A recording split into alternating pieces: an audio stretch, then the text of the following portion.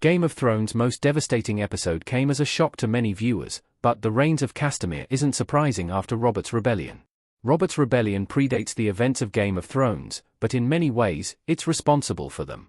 Robert Baratheon's war against the Targaryens leads to many of the alliances and enmities seen in the HBO series, setting Daenerys on her path to claim the Iron Throne.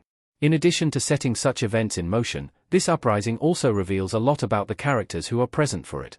And looking at the twists and turns of Robert's Rebellion, it's not surprising that Robb Stark and his allies meet such gruesome ends at the hands of the Lannisters.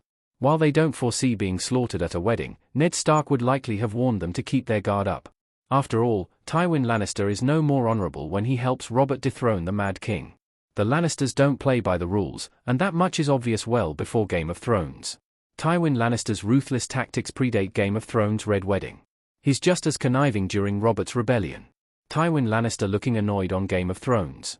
Tywin Lannister's ruthless approach to securing power predates Game of Thrones, and it's clearer than ever during Robert's Rebellion. Tywin initially serves as Hand of the King to Aerys II Targaryen, though he steps away from the role after the Mad King appoints Jaime to the King's Guard. Despite this insult, Tywin doesn't immediately join Robert's Rebellion. He waits until he knows who will win the war to choose a side, a sure sign that loyalty isn't of value to him.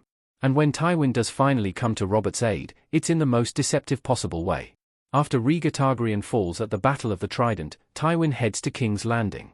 There, he feigns allegiance to King Aerys II Targaryen, convincing him to open the gates for his army. Once the Mad King does this, Tywin betrays him and sacks the city. It's a testament to Tywin's ruthless nature that he's willing to deceive his friend and king in order to gain Robert's trust. That becomes the priority once he realizes Robert can win the Iron Throne, and benefit the Lannister family through an alliance. Robert's Rebellion makes the Lannisters' Red Wedding plan way less surprising. Tywin doesn't care about a fair fight, as long as he wins. Seeing how methodically Tywin approaches Robert's Rebellion, and how brutally he deceives an unexpecting King Aerys II Targaryen, it's not really shocking that he lays the groundwork for the Red Wedding. One of Game of Thrones' best episodes, The Reigns of Castamere, sees the Frys and Boltons betraying the Starks after allying with the Lannisters. They do this in the most ruthless possible way, inviting Robb, Catelyn, and the rest of their allies to witness the union of Edmure Tully and one of the Frys before killing them. The Frys breaking bread with the Starks before slaughtering their forces is taboo, even in Westeros, and it adds to the shock value of The Reigns of Castamere. Robb and Catelyn are certainly caught off guard by the incident, which ultimately leads to their deaths. However, the Red Wedding is predictable once you realize Tywin has committed similar atrocities before. He may not kill the Starks outright, but it's just like him to arrange an attack during an event that should be peaceful and joyous. He doesn't care about a fair fight, just as he doesn't mind deceiving King Aerys too.